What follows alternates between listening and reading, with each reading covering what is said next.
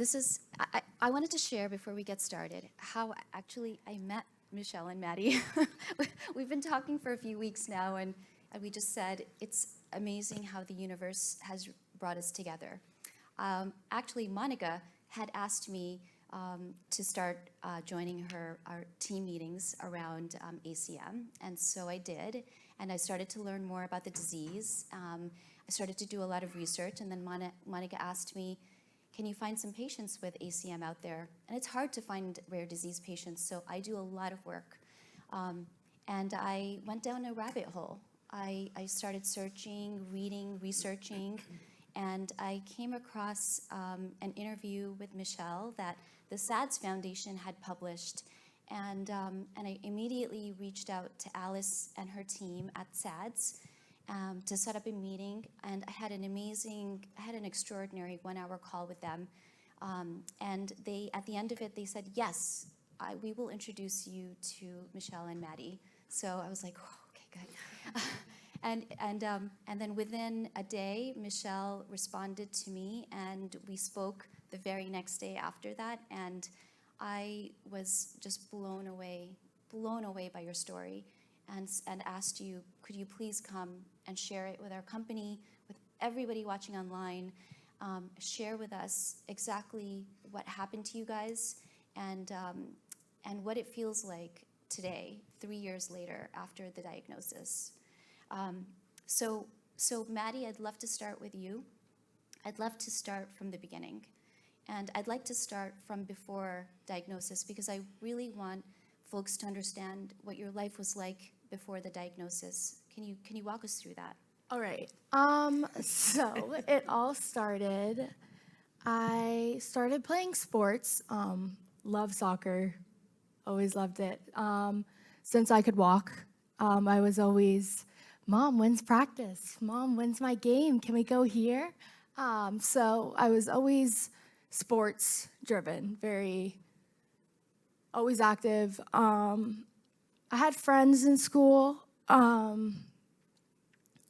but then everything, I guess, it was normal. And then I had practice one day, 8th grade, and I walked out of the locker room after I looked in the mirror, and I was green, and I was like, this Chipotle is really bad. But no, I walk out, and I fall over, and so then I'm like, WTF, what am I supposed to do? Hi. So we went to get it checked out, hospital. They said everything was fine. And then, no, it wasn't. So everything just changed in the worst possible manner, in every way, shape, or form. And I think it didn't really hit me that I had something wrong with my heart until my parents sat me down at the kitchen, and they were like, Mom got off the phone, and I was like, Mom, like, what's wrong? She was like, you can always tell when something's wrong, but she was like, she couldn't speak, and so I was like, Mom, like, what's wrong? She's like, it was the doctors, and I was like, okay, and I was like, I can't play sports. And yeah, that was the mic drop. Yeah. And you know, and talking to Michelle about your perspective as a mom, you know, you lead a very busy life. You've got 3 kids, a husband, everybody's active, everybody is in sports, you're driving everybody around. Can you talk through what your life was like before too? I feel like, looking back on it, it was carefree. The things that I worried about, making sure that everyone had a balanced meal and everybody got to practice on time, and that now seem trivial. And the things that I worried about are very different these days. But it was your typical 3 kids, super active kids, dogs, social lives. That was, I mean, it's pretty typical. We went on trips. Vacations, siblings fighting all the time. That's right. That hasn't changed. That's right. And we've got the beautiful actually family worse. actually on the slide here, if you see. If we go to the next slide, I wanted to share with you some pictures of Maddie really active and taking part in almost every sport that she could get her hands on that her schedule would allow. And so I think these are really remarkable pictures. But there was I want to take you back. I promised myself I wouldn't cry today because I've already cried enough with these guys. I want you to, I know it's going to be hard, Maddie and Michelle, but I want you to take us to the point in time when things really started to feel bad. And I think, Michelle, you were describing it as Maddie was a starter in all her sports. Oh. She was a starter. And all of a sudden, she was on the bench. And you were wondering why. So what happened? I remember that. It was actually a basketball game. She played every sport, all of the sports, and couldn't get enough of it. And our lives revolved around, at the time, mostly Maddie's sports because she's the oldest of my kids. And she was in her basketball game, and I noticed that she seemed winded. And if you didn't know any better, you would think that she seemed a little out of shape, but she played so many sports, I knew that wasn't the case. And I saw that she was sitting on the bench. And so I remember thinking, did she foul? I didn't see her foul out, which happened all the time. And I thought maybe, it did all the time.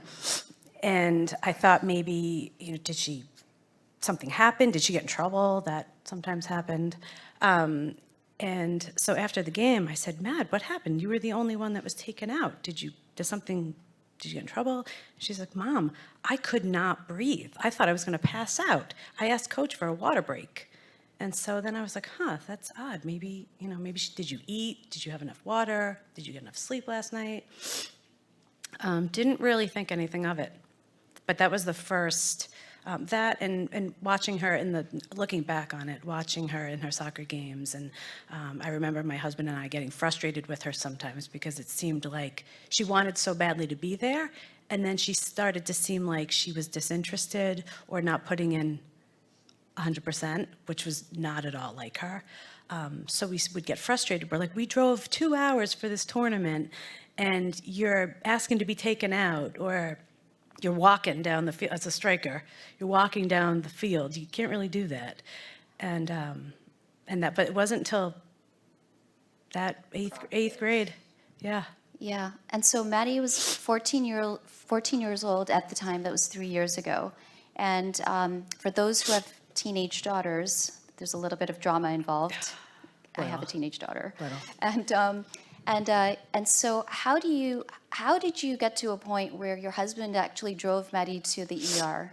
And what happened after that? Walk us through the events. Well, she had touched on it earlier. It was a basketball practice, and it was common for her to go from a soccer practice right to a basketball practice. Nobody thought anything of it. She was all for it, and she no sooner got dropped off after having gone to soccer than going to basketball. She had no sooner gotten dropped off, and I got a call from the basketball coach. And he was kind of nonchalant about it. He just said, Maddie's on the ground right now, said she thinks she's going to pass out. You might want to come and get her. And I was like, if she did not want to go to practice, she could have just said she didn't want to go to practice. She didn't have to make this big deal about it. And my husband got in the car all frustrated and said, I'm bringing her to the ER because she needs to hear that she's okay. Because for years, she's had anxiety specifically around her health and safety. In third grade, she said to us, I feel like I'm going to have a heart attack. And we were like, you're being ridiculous. Relax, you're fine, you're healthy. And it haunts us to this day. Either that or we're like, she's clairvoyant, something. And so my husband, and I said, do you mean urgent care? And he said, no, I'm bringing her right to the ER. So he brought her. They checked her out. They basically said there was a little bit of arrhythmia, but nothing. It was just palpitations. Yeah, It that's what wasn't they really said. Anything That's what they said. dangerous or threatening. And they said, just follow up with your pediatrician. And, you don't always bring your kid every time their throat hurts or their belly hurts. You filter out. And this time around, whatever it was, we decided, let's just follow up with the pediatrician. So we did. And then whatever it was, the pediatrician, there was something in her that said, let's just get this checked out by cardiology. And that's kind of how it snowballed, really. So that's a really interesting, progression of the events. Your pediatrician referring you to cardiology actually just fast forwarded everything that happened after that. Oftentimes with rare diseases, it's so hard to diagnose it. In fact, on average, it takes 7 years for patients who are affected by rare diseases to actually get diagnosed. And I think Travis and Jessica have heard many stories with patients in their community where sometimes it gets missed, even by trained professionals. So can you tell us what happened at your cardiology visit? Because it's a little bit different than what usually happens. Do you remember? I'm dramatic. Truth. So I think I was kind of pushing it after several games when I was like, oh, it's not that I'm dehydrated. Like, Mom, like, I need, like, something's wrong. We got it checked out. I got an MRI. Well, first you went to the cardiologist and he had you go on the treadmill. Remember, you're supposed to work out later that day. Oh, yeah. And he very nonchalantly said, No. you might want to not go to that workout tonight. And that was, you were on the treadmill, right? Actually, if we can move to the next slide, we have a pic of Maddie on the treadmill. I don't know what made me take a picture of that day. I don't know why I took that picture, I'll be honest. Now sorry. I don't know why I took that picture. So, yeah, I ran on a treadmill, and then He didn't like what he saw he at all. he goes, I don't like what I see. I don't know, a bunch of really doctorish terms, and then Said, that's hold off when on it came sports. down to the decision about getting the ICD. Yeah, that's right. And this diagnosis happened pretty fast compared to how it normally goes, because your cardiologist is actually only in Maine a couple of days a week, right? Yeah, he works out of Boston Children's, and he just happens to work in our town a couple of times a month. So we were very fortunate. We didn't know it at the time, but he seemed to have an inkling right off the bat. And then, also COVID started hitting too during Yeah. all of this. So let's take us back to March of 2020. This is all happening in March of 2020. Schools are closing down. A ton of bricks is landing on Maddie and Michelle and the family. Genetic testing is then recommended. So you get genetically tested, and then you are also genetically tested, and we'll go over what happens to the rest of the family. But after that genetic diagnosis, luckily, actually, schools and sports were shutting down. So I think lessened the impact of not being able to play a little bit. But I know that as a 14-year-old girl, your identity was linked to being an athlete, a very good athlete. All my friends were from sports. I have basically traveled like a lot. Yeah, for soccer, I went to Sweden for the U.S. national, like girls team. I don't know. But then I had tournaments. Like a regular game was in Massachusetts, so I was always traveling, meeting new people. And then COVID, I didn't have anyone, and soccer was my way of I liked my body. I stayed in shape. I ate well, and then I can't play sports, so it's like figure it out yourself. Mm-hmm. Figure out how to take your emotions after everything that's going on and deal with it. That's what it was. There wasn't any, do you want to see your friends? Because I couldn't. There was Yeah. no one to see. It was like I was staring at my bedroom ceiling, just waiting for something to change. Just living the same day over and over again. Maddie, how did your diagnosis affect your friendships and your relationships around you? I definitely got a lot of, I'm so sorry, here, get better, I get out of surgery, it's, no, nothing, really, it's, I'm sorry. Yeah, Yeah, I would describe it as a divorce yeah. or a death of sorts. It was kind of, it was really hard because I was entering high school. I was waiting to play varsity sports. I was waiting to, my biggest dream was always to have my last name on like a jersey in college, playing on the soccer field. But it's time to figure out like something else to do. So I actually tried golfing. She was good too. That was good for a week. And then, but I did this all by myself. This is a tissue. See, you need them. Yeah, it was really just like a me, myself, and I moment. Yeah. I went to bed with like the worst thoughts ever, and I woke up with the worst thoughts ever, but I was trying so hard because I was so happy to be alive. I was so happy, like, we caught it, guys, we caught it. But it wasn't that. Yeah. It was more of like a, we got it. Yeah. But I definitely lost a lot of friends, but I mean, that happens. You find out your real friends in high school, that's true. But it was definitely a very long and hard character building moment because I feel like now, like looking back at everything, I kind of just, I'm at a point in life where I protect my own peace now and my family's, and I'm good with that. But Yeah. I was a very lonely experience.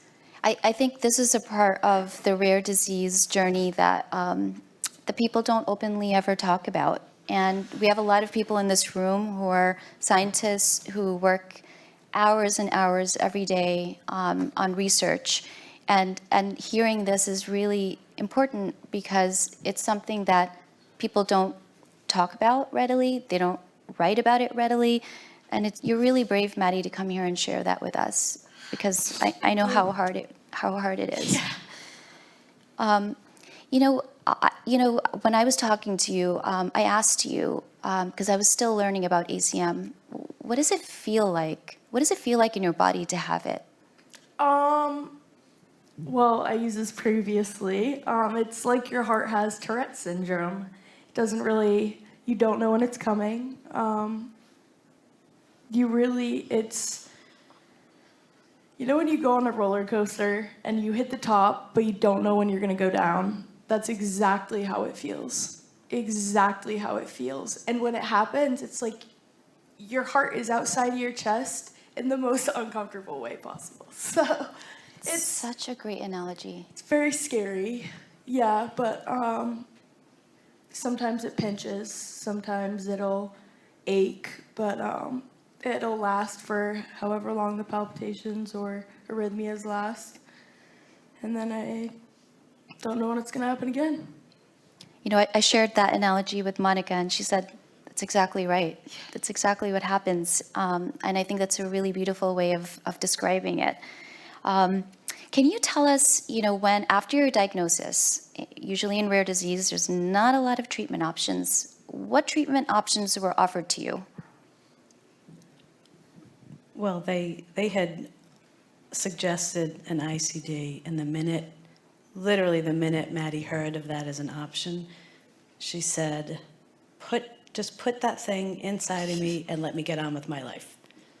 I also didn't really know that I couldn't fully play sports at that time, so I was like, ICD, chance, Yeah, I mean, well, the other thing too, the doctor knows her pretty well now, especially, and she's incapable with sports of giving 50%. It was always 200%. And so she was never going to be that kid that you could put into a soccer game for 10 minutes, or say, only give 25% in this game, or, there was not a chance that that was happening, so I think it was too risky. And that was a tough one, because when I got off the phone with the doctor, oh God, it's like it was yesterday.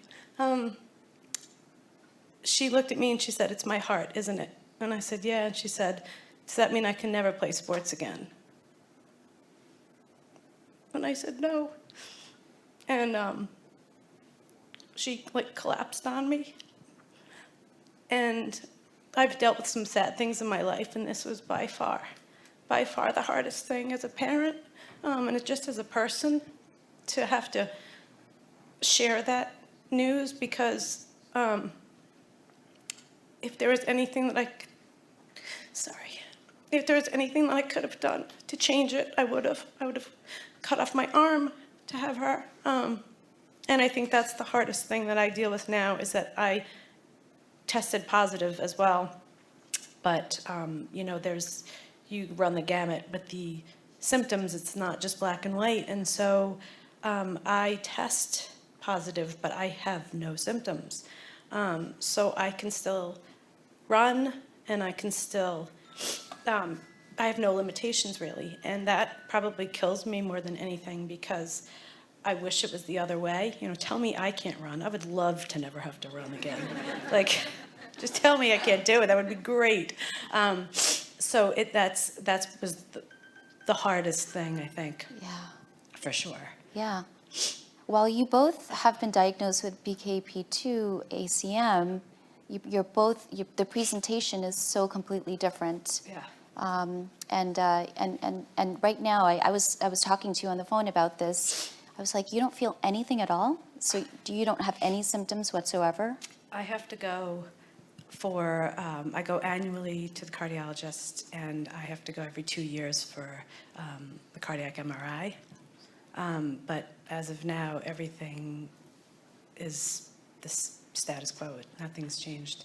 I have to be monitored, and they said, since I'm no spring chicken, that the chances of it developing into anything is not great, but it's still possible. So it's not like I'm off the hook. But you just don't know. And I think that is the most frustrating and challenging part about this, is that we came from a world of healthy people, and had no idea about this entire world. I'd said to you before, I don't think the terms EKG, ECG, I don't think those things ever came out of my mouth prior to this. And now it's our life. That's right. And I want to actually go to the next slide. I created a little family tree. Oh, one slide back. Because as I was talking to Michelle, I realized that there were 9 people diagnosed with, actually 8 people, in addition to Maddie, who were also diagnosed because of Maddie. And it all started off with 2 identical twin brothers, one of whom was your father. My dad. Ed Monaco. And unfortunately, he's passed a few years ago, but you suspect he may have passed, he may have had ACM. He was never tested. He was never tested, but according to the geneticist that we worked with, obviously she had it, my husband and I were tested. My husband was negative, I was positive, and my mom is still alive, so we tested her. She was negative, so by default it must have been my dad, the geneticist said. And because he was an identical twin who is still living out in Salt Lake, I was the lucky one that got to deliver that news to my entire family out in Utah. So that was a fun conversation. I can't imagine. So if you look at Ed Monaco on the slide, he has 5 kids. A couple of them are half siblings. Every one of them, except for Andrew, has been tested so far. And so if you look at it, Michelle, who's here, you can see her picture, she's tested positive. Your sister Allison, who's 44 years old, is positive. Yes, and And- she is kind of in between us. She is not asymptomatic, but I guess they did tell her no more cardio, and they did put her on beta blockers. Does she have an ICD implanted? She does not, no. But she's, it's interesting that there's a whole array of symptoms, and I don't think that they didn't say that she's not on that end of the spectrum, but she also is. She's in between both of us. She is. Yeah. It's really fascinating, the presentation within one family with the same genetic mutation. And then your brother, Tony, is also positive. Is he symptomatic?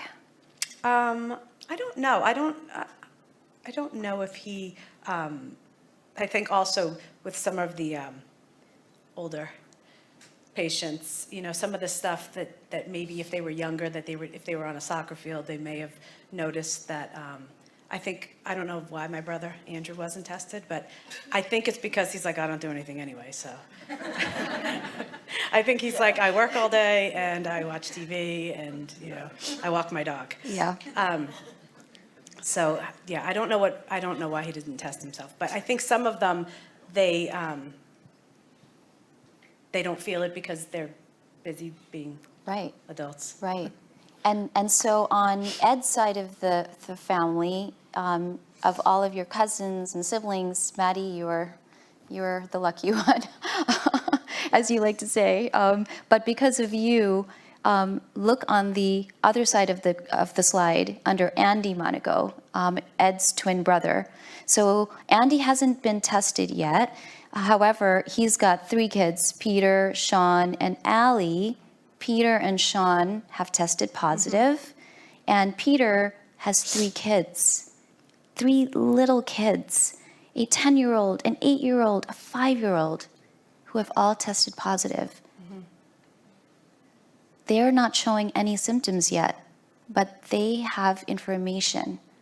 They have this golden nugget now that they can look for in the future, so bad things don't happen to them on the soccer field or playing basketball. How does that side of the family, how did they deal with this news? I feel like they were like. Peter did say Yeah, it. Peter was probably like, I'm not surprised. Actually, this is the running joke. We're very, We have terrible luck. we said, my dad, who passed away a few years ago, one of my brothers said, oh, Ed, he's the gift that keeps on giving. It never stops. Ed's everywhere. So, yeah. I'm sure, I don't know, you talked to them. Well, Peter is where I'm at. He's positive but asymptomatic. Sean has passed out. This is also not really a funny story, but kind of. He would go for runs on his lunch with some buddies. He's in shape, but one of the times he kind of passed out, and his buddies took a picture of him, basically laughing and making fun of him, telling him that he's so out of shape. And now, it was funny then, and now that he got tested and he's positive and he knows why, he's like, it was funny. It's not really so funny now. And so he does not run anymore on his lunch breaks. But Peter said, I know this is awful, but please thank Maddie for me, because if it wasn't for Maddie, Yeah. I would not know any of this, and I wouldn't be able to monitor my own kids. So. Yeah. So Maddie is known in the genetic world as a proband. It's the first identification of a genetic mutation within a family that then triggers other testing. After we talk, Alice Lara from SADS is going to be talking to us. She's actually started a whole new campaign on encouraging people with ACM to get familial genetic testing. because of your story. And that campaign was launched back in November. She's done an incredible job with this. I wanted to wrap up, but I wanted to ask a couple more questions. If you look around this room, and even online, we've got a lot of folks here who work at Rocket, who are working on gene therapy, who are in the labs working on the gene therapy for ACM. What would you say to them to encourage them to do what they're doing? I definitely think that this is something I want to do. I think that this is, not only does it give people who are already diagnosed Hope. like wow, like phew, like thank you, someone is like acknowledging this. It actually makes, like, I've told people about this and they want to learn about it, they want to help, they want to know. So I think that it's like spreading awareness, and that this is like, it's just hope at this point. It's a chance. It's a chance. It's a chance. Chances, yes. But no, I think it's awesome, and thank you. Honestly, just thank you for everything. And I want to ask both of you this. What are your hopes for the future? To be rich. Oh, God. That hasn't changed with her. That's been since day one. Well, I obviously had different plans, but I don't know. It's kind of like reinvent myself, see what's out there, another door, I don't know. We'll figure it out. I think you've got a really bright future ahead of you. You blow me away. Thank you. I think for me, seeing her happy and healthy and having hope is huge. I remember my mom telling me this years ago, and I never understood it, and now I get it, that you're only as happy as your saddest child. Yeah. So it's hard for me with other kids to balance out the happiness of one and the misery or sadness of another. Yeah. So seeing her find her way and have a passion for something else, and even though it's not playing D1 in college, that it's something. We have friends that know her and say, Maddie, she'll do great things, whatever she does, and it won't be on the soccer field, it'll be somewhere else. Yeah. But That's a beautiful way to end it. Thank you so much, both Thank of you. you, for Thank flying you. down here, for working with me for the past few weeks. It's been, you've changed my own life, getting to know you. I relate a lot to you. You remind me of my own daughter, and it means the world to us that you came down today and shared your story. Thank you for having me. yeah, thank you.